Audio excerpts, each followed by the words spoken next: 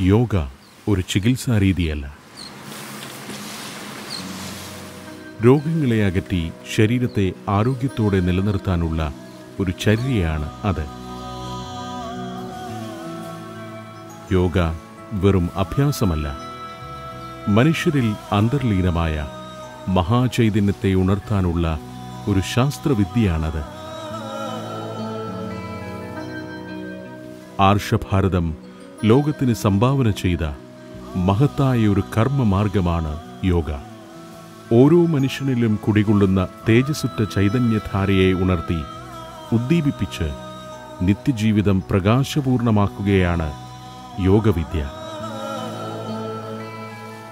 കാണുക, സുഖിനോ ഭവന്തു.